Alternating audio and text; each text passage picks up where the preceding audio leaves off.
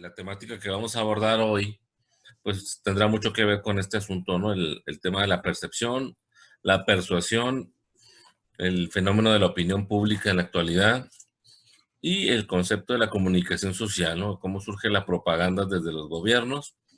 Finalmente, hablaremos un poco sobre el concepto de las tendencias, este fenómeno en el cual estamos inmersos en la actualidad, nos atrapó a todos, todos nos gustaría formar parte de las tendencias. Y esto será el tema con el que estaremos finalizando. Haciendo algunas precisiones básicas sobre el concepto del lenguaje, el surgimiento de esta herramienta que tenemos los seres humanos, que nos distingue de otras formas de vida como los animales, pues en cierta medida es por la necesidad que tenemos de comprender las cosas, ¿no?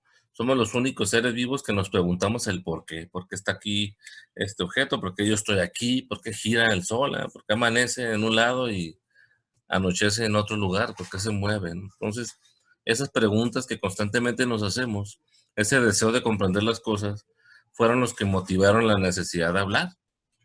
Si no tuviéramos esa necesidad, pues seguramente seguiríamos como los cavernícolas de la antigüedad, emitiendo solamente gruñidos, ¿ah? Satisfaciendo unas necesidades básicas como la alimentación, tener un refugio que nos proteja de los peligros y básicamente la reproducción, ¿no?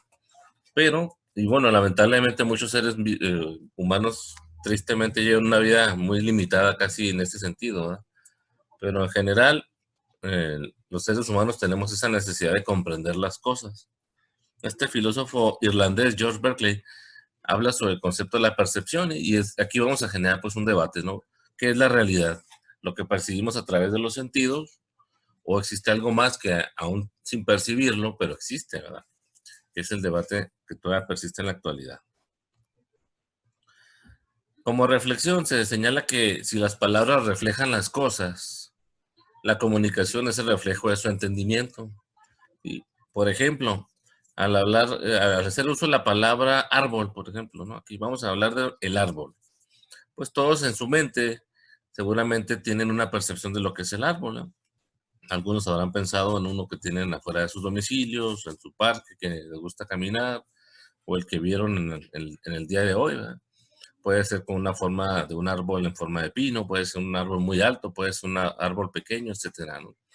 Pero todos tenemos ya con la palabra árbol, sin necesidad de estarlo viendo en este momento, pero ya tenemos una percepción de lo que es un árbol y podemos hablar de él, ¿verdad? Podemos referirnos a él, podemos hablar de cosas que todos vamos a entender sin necesidad de estarlo viendo.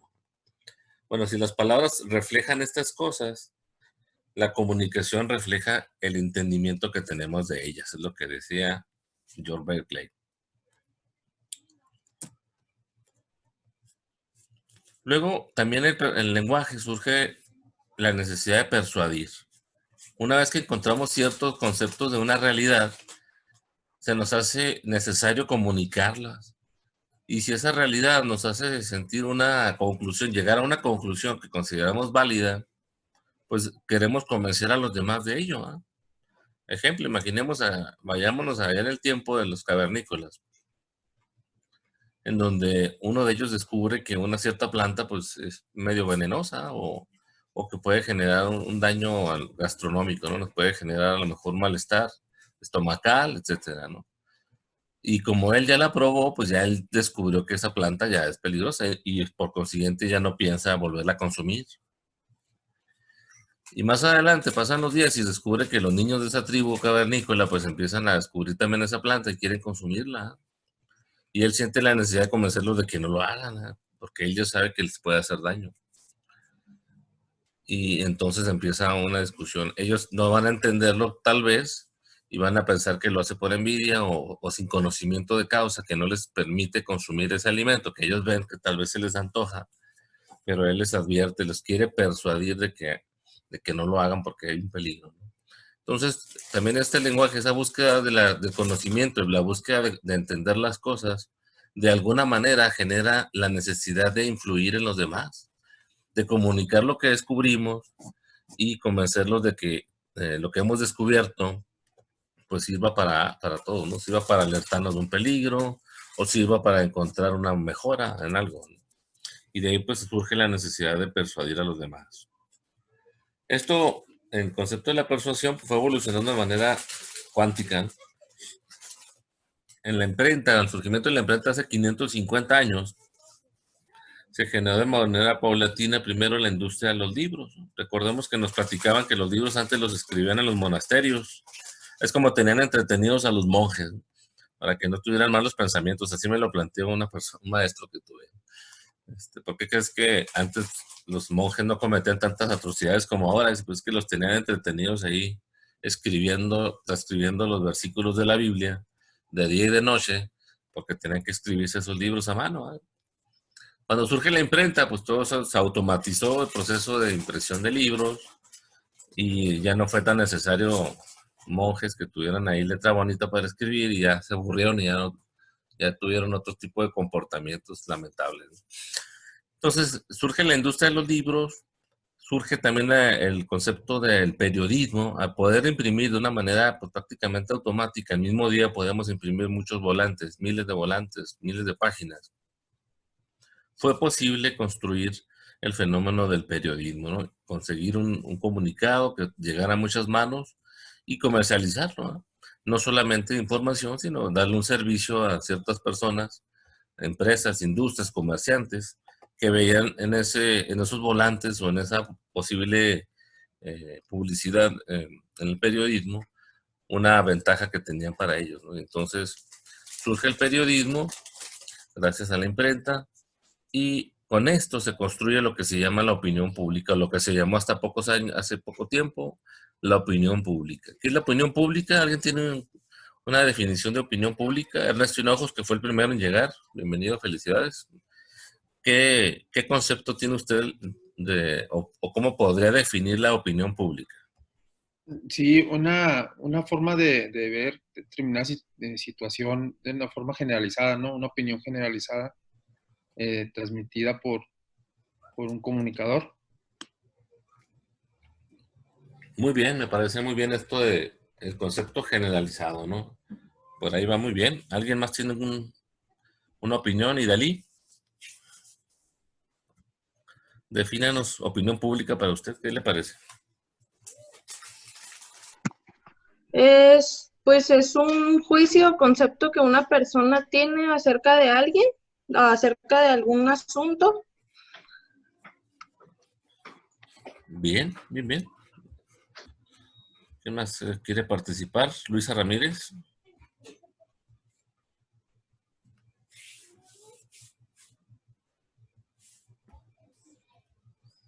Ah, pues es que como lo vimos en la carrera, pues se podría, es que estaba buscando cómo explicarlo de opinión, porque pues pública es de las personas, pero sí es una forma como que de expresar tu opinión, se podría decir, ¿no? Uh-huh. Sí.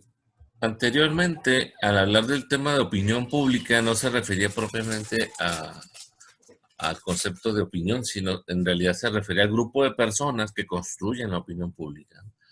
Generalmente se tenía la idea de aquellas personas mejor informadas, aquellas que leían periódicos, que leían muchos libros, ellos tenían mejor una opinión más acertada, más precisa sobre algunos temas, y por eso se consideraba que la opinión de ellos pues era la que podía influir en los demás. En las colonias, por ejemplo, en las periferias, se hablaba de aquellos dueños de tienditas, ¿no? Los tienditos de las colonias, eh, los dueños de las tortillerías, las ferreterías, cosas así, que sobre todo el tema de los abarrotes, ¿no? Las tiendas de abarrotes, al recibir ahí ellos periódicos y venderlos en sus negocios, ellos tenían la oportunidad de leerlos y de informarse de lo que estaba ocurriendo. Además, a ellos les llegaba mucha información. Todas las personas que llegaban, proveedores, etcétera, les llegaban con noticias, ¿no? Sobre situación económica, sobre salarios, sobre casos, sobre cambios de las empresas, etcétera. Y entonces esas personas se consideraba que eran los líderes de opinión de esos sectores, de esos lugares, de cada colonia, y se buscaba que ellos emitieran opinión favorable sobre algunos partidos políticos, por ejemplo. Llegando a sus sectores, llegando a ellos, podías hacer que la información fluyera al resto, ¿no? A las personas que eran influidas por esas personas.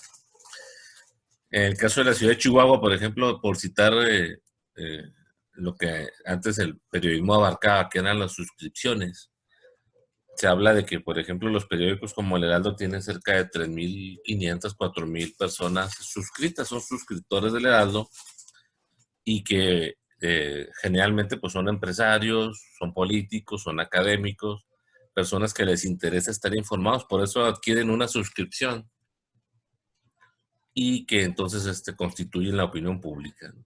Y entonces podemos hablar de ese sector de la población, personas instruidas, empresarios, pueden ser personas en los barrios, en las colonias, como les comentaba, los pequeños comerciantes, los maestros, las personas involucradas en las instituciones académicas, en fin, lógicamente, partidos políticos, deportistas, sectores de personas que tienen una influencia, una fama, un prestigio, los sectores artísticos, los culturales, todos ellos construyen opinión.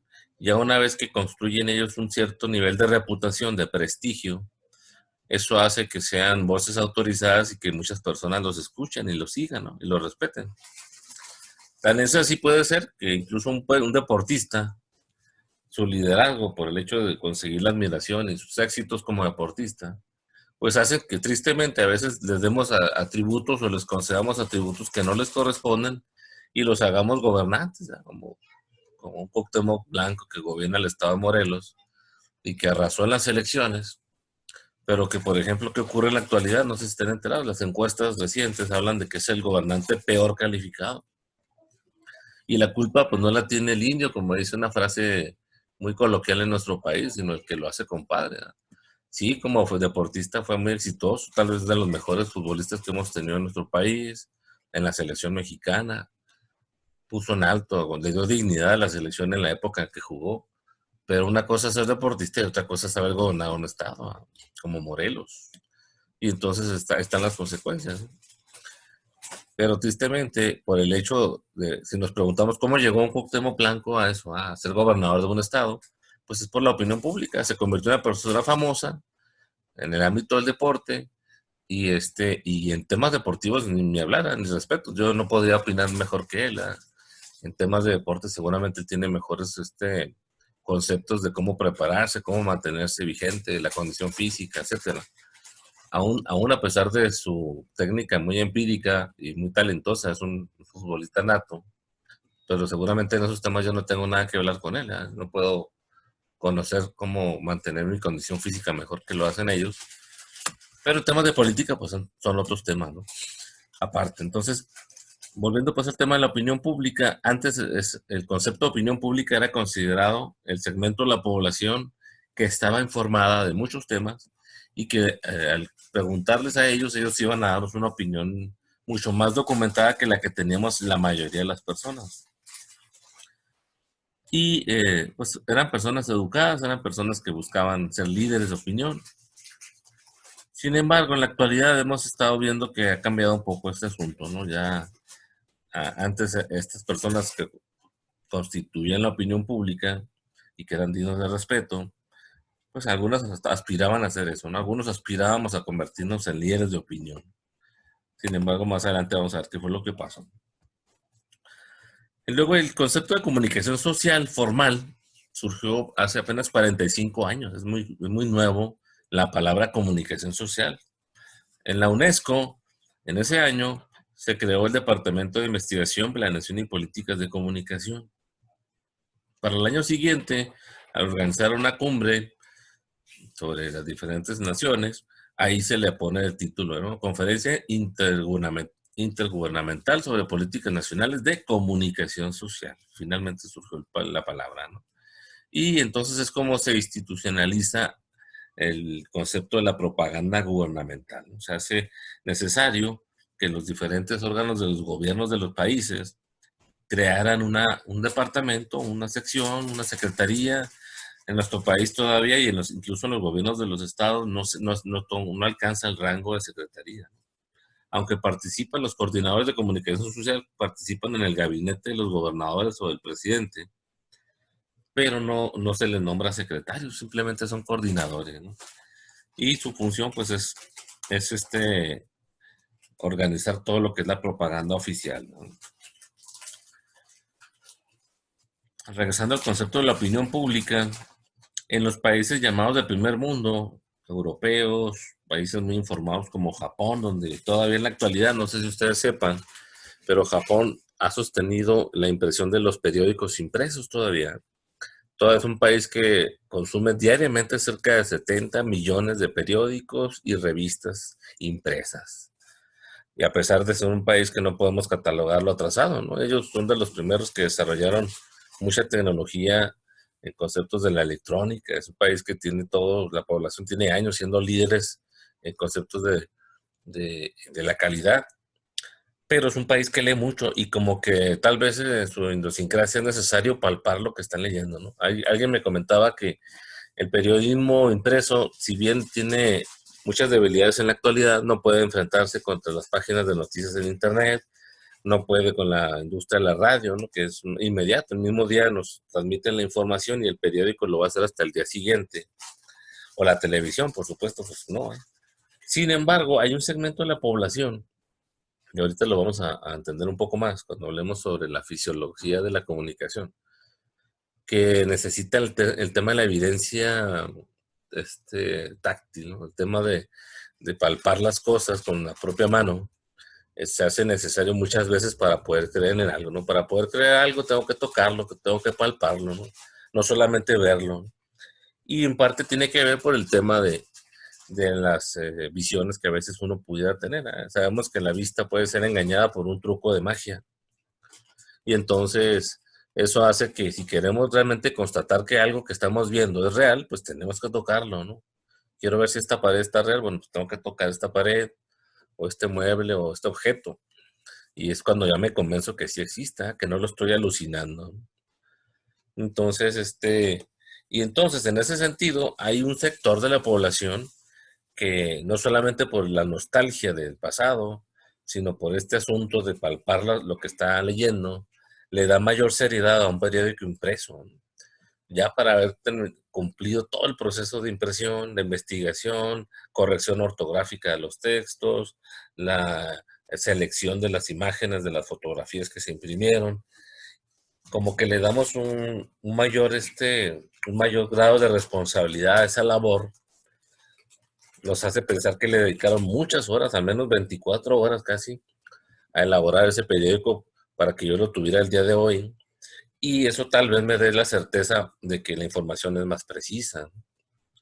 Y entonces todavía pues en algunos países, como Japón, la lectura de periódicos impresos se ha mantenido. Se dice que la publicidad por internet no le redujo tanto, ¿no? El periódico más impreso en el mundo es un japonés, por si tenían esa duda, o si ya lo habían hablado, tal vez seguramente no voy a hablar de esto.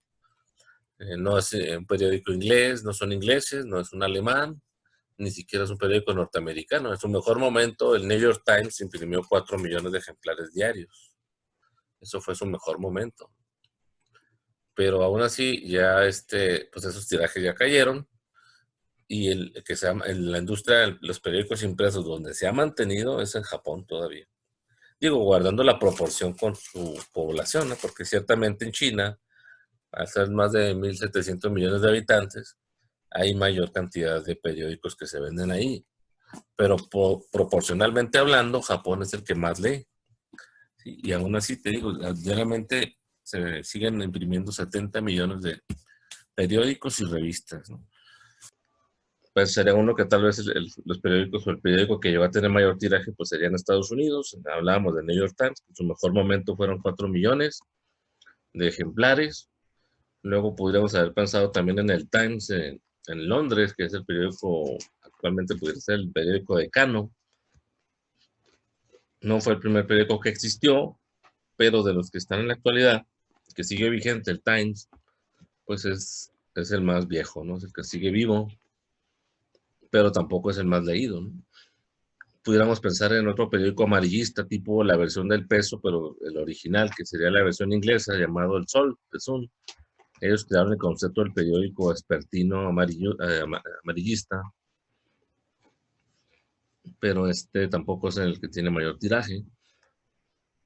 En Alemania, en la Europa continental, se dice que el de mayor influencia es un periódico alemán, el periódico llamado Blind.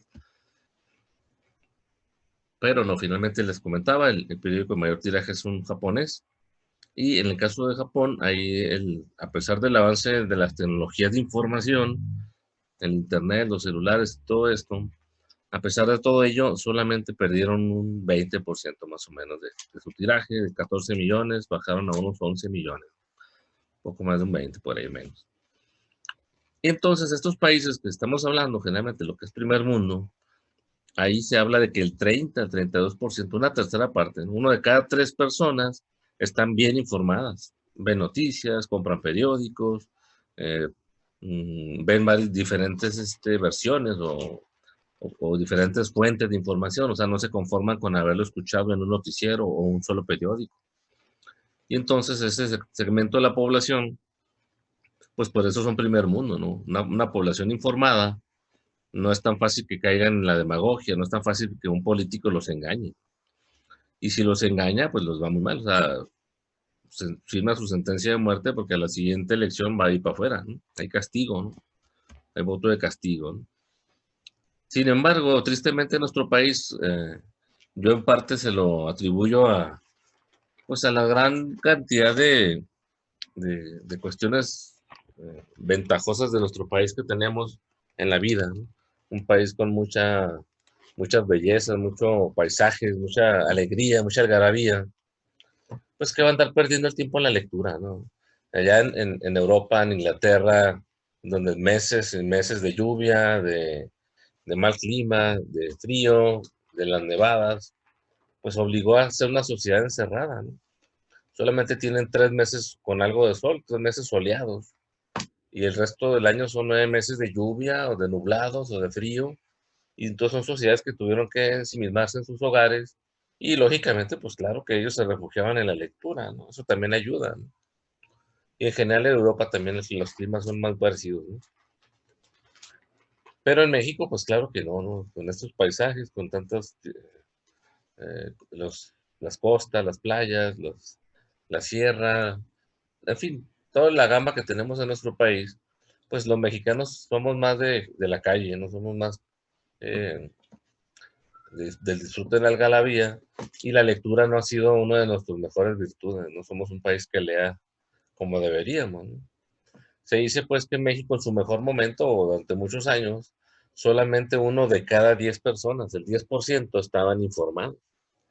Son las personas que compran periódicos, son los que leen los noticieros, ven los noticieros en la tele y la televisión y los escuchan en la radio, ¿no? Sin embargo, ha pasado algo, ¿no? En los últimos años, estos últimos 20 años, con la proliferación de las tecnologías de información que ya de manera masiva han llegado a todos nosotros,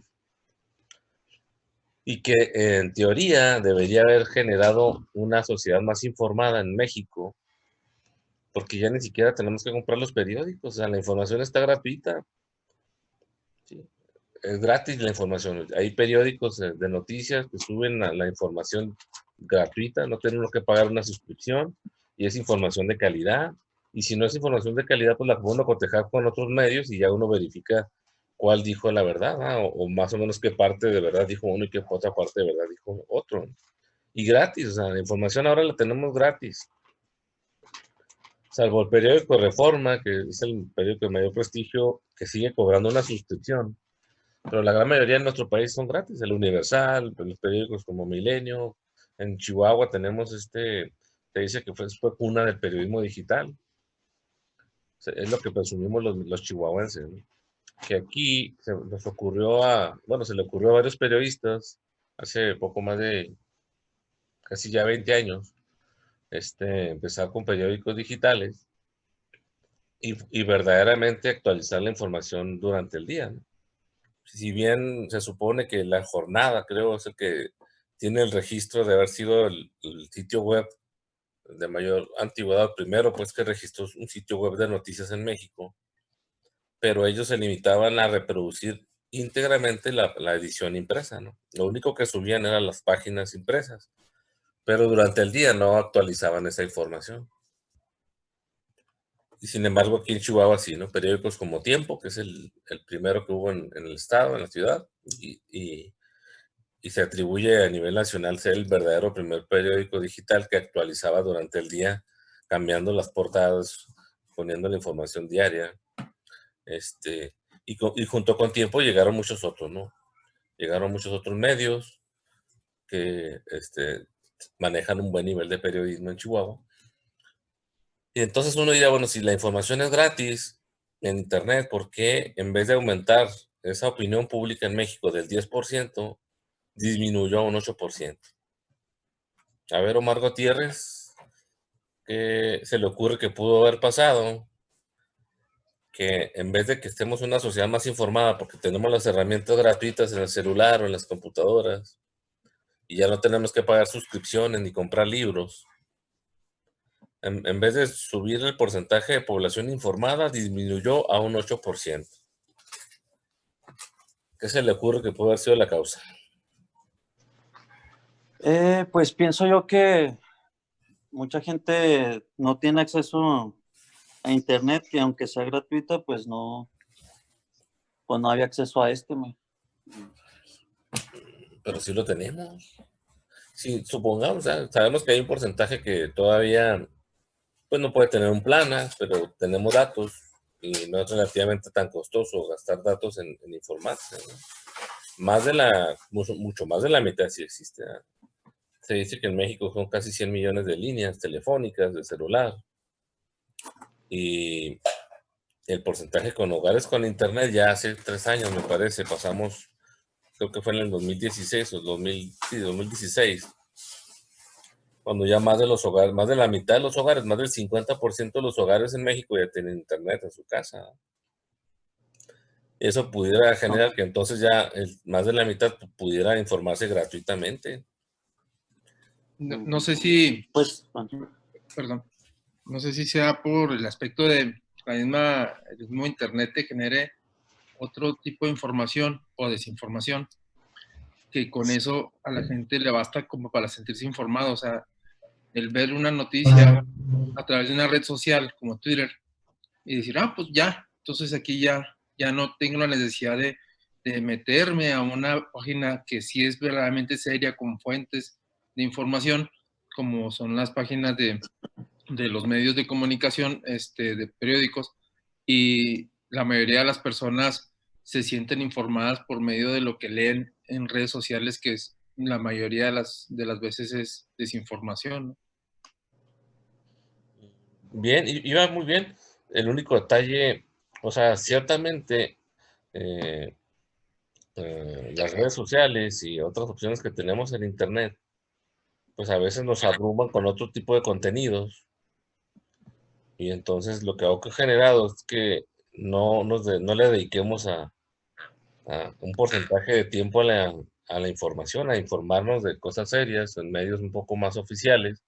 Y como dice usted, como nos hemos conformado con las versiones que circulan en las redes sociales, ¿no? Siendo que muchas veces son información que no está confirmada, está llenado de rumores. La propia industria de los rumores se ha disparado, ¿no? Se trata de confundir a la población para acallar, generar cortinas de humo sobre otros temas. Y entonces, pero yo al menos me conformaría con que la gente leyera esas noticias en redes sociales, ¿no? Pero ni eso. Lo que ha venido ocurriendo es que la sociedad mexicana y sobre todo la latinoamericana pues han caído en este consumismo de entretenimiento que nos ha presentado las diferentes plataformas. Vemos la posibilidad de generar nosotros propios contenidos y construir tendencias, convertirnos con productos como memes, como videos, como chistes, construir fenómenos llamados virales, y de esa manera construir o participar en el diseño de estas tendencias que antes llamábamos trending topics, pero ya hasta este término se volvió obsoleto. Y en la actualidad los mexicanos pues añoramos convertirnos en influencer, ha creado nuevos conceptos de los cuales muchas personas tienen el sueño de convertirse en famosos, en personas reconocidas por sus habilidades, o por sus talentos o por sus atributos, y entonces ya no hay un interés de parte de la población en general, pues de acumular el prestigio que antes tenía las personas informadas, las personas que estaban documentadas y que eran consideradas la opinión pública.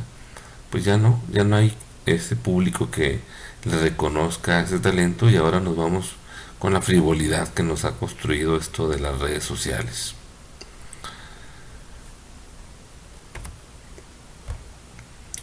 Bueno, buscaremos ahora entender lo que se conoce como comunicación antisocial y desinformación, que también es algo que tendremos que enfrentar en el uso de las comunidades digitales. ¿Y cómo se origina? Todo esto es a través, pues, del concepto del poder. Muchos hemos escuchado esta frase que dice que la información es poder, y como reflexión que pueda hacernos entender más esta frase, señalamos que los médicos, cuando se equivocan, pues entierran a sus errores.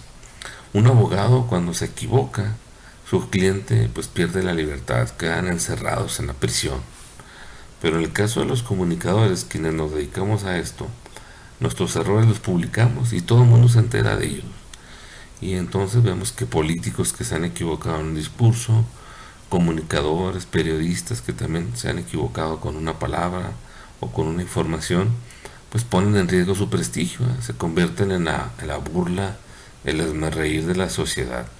De ahí lo delicado, pues, de no cometer errores en el manejo de la información.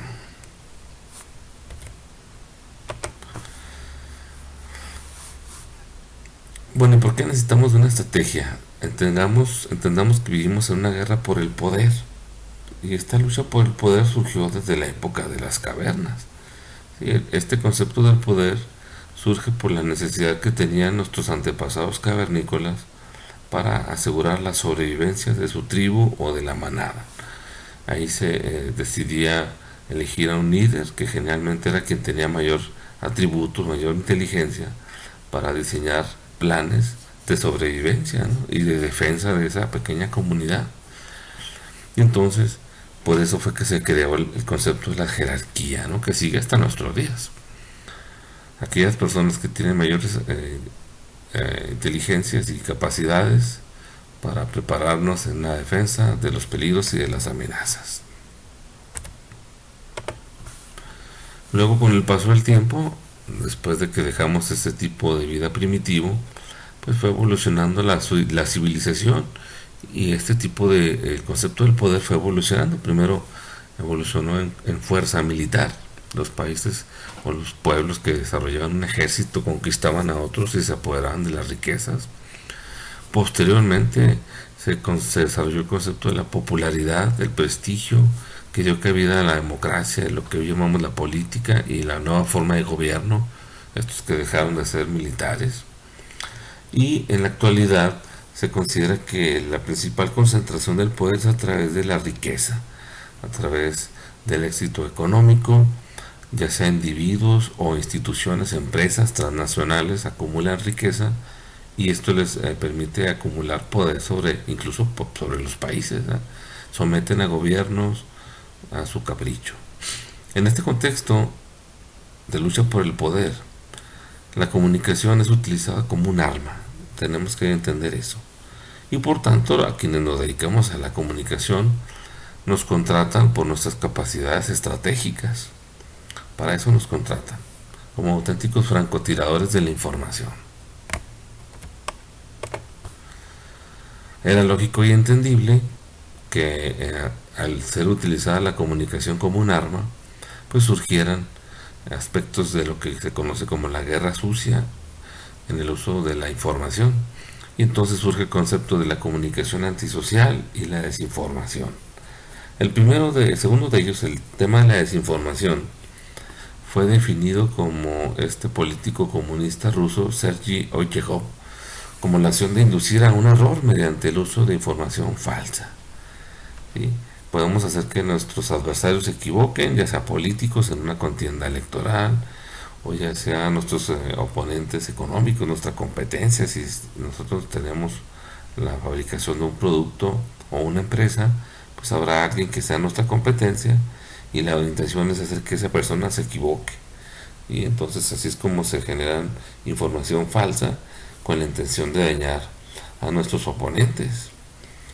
Un caso muy interesante en la historia reciente, relativamente contemporánea de la humanidad, ocurrió en la época de Napoleón, ¿no? La lucha por la intención de conquistar toda Europa. Napoleón solamente se quedó con las ganas de conquistar Inglaterra, la isla británica y Rusia, pero prácticamente tomó el control de toda Europa, todo Alemania, España, todo el resto del continente europeo cayó en las manos de Napoleón en la época de mejor auge. Sin embargo, su derrota fue en lo que se conoce como la batalla de Waterloo. Ante los británicos estuvo muy cerca de poderlos conquistar, sin embargo finalmente no lo logró. Pero aquí el ingrediente interesante que hacemos alusión es como una familia muy polémica, muy poderosa en lo económico, desarrollaban la industria bancaria, primero se volvieron prestamistas financieros y después de alguna manera fueron los creadores del concepto de los bancos. Y en ese entonces aprovecharon una información privilegiada y diseñaron un mecanismo de mensajería que a nadie se le había ocurrido, que era por medio de una estafeta informativa, ¿no? Sí, anteriormente los mensajeros descansaban, descansaba el caballo, descansaba el jinete, dormía, comía, y eso le hacía perder cierto tiempo, ¿no? Dedicar tiempo al descanso y a la alimentación, tanto del jinete como del caballo.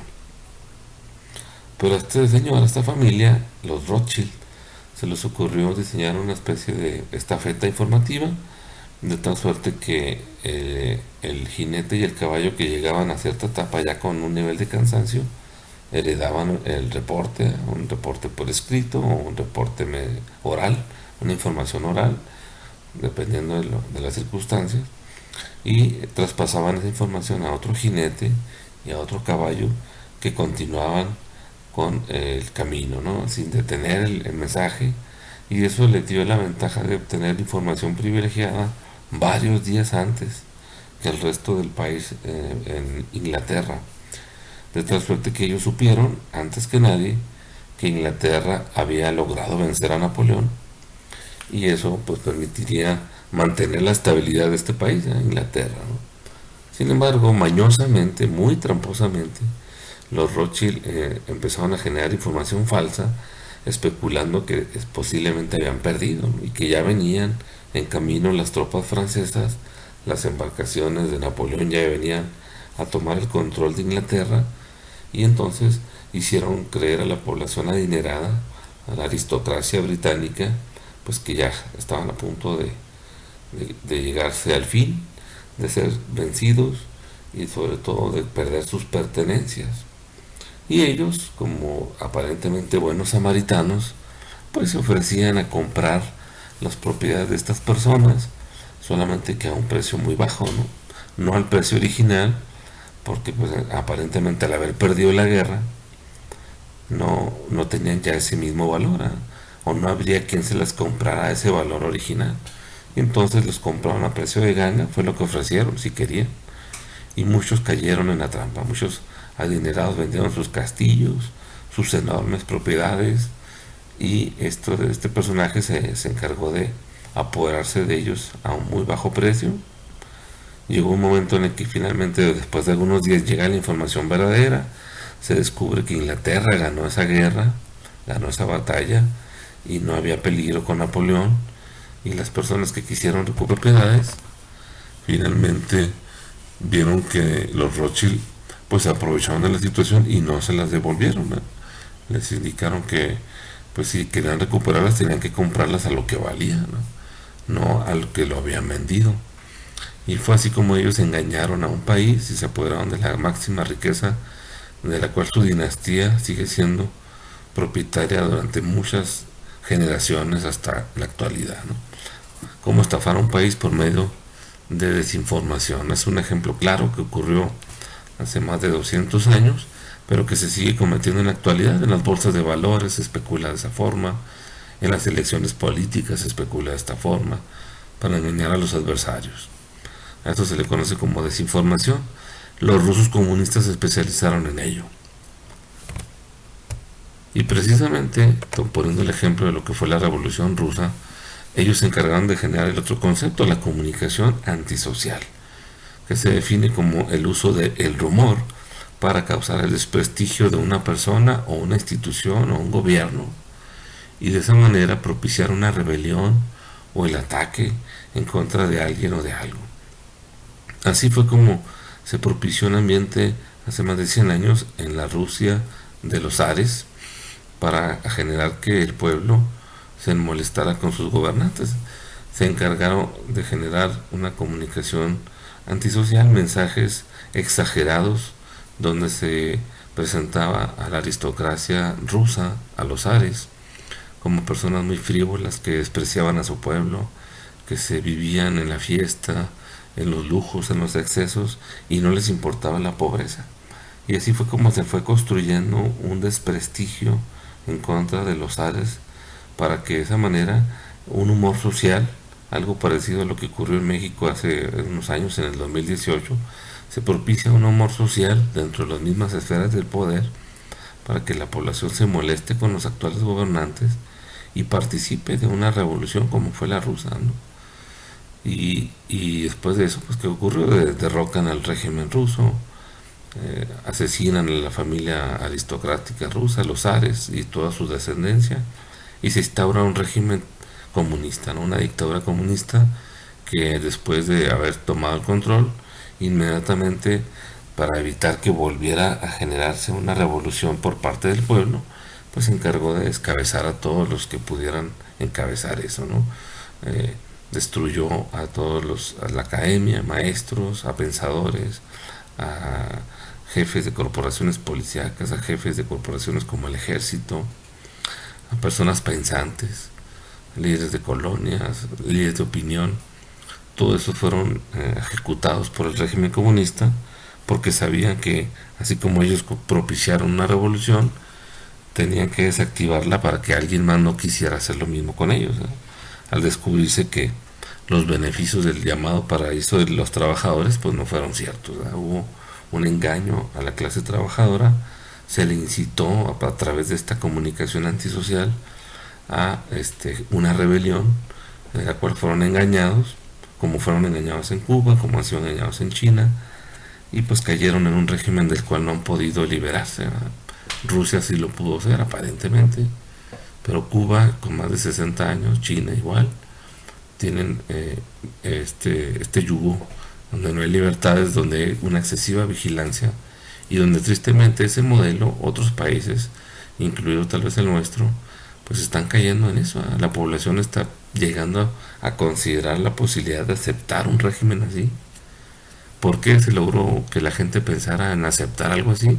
Por medio de un ejercicio de comunicación antisocial, donde puedes conseguir que el pueblo se vaya a una rebelión y apoye una política totalmente contraria a sus propios intereses.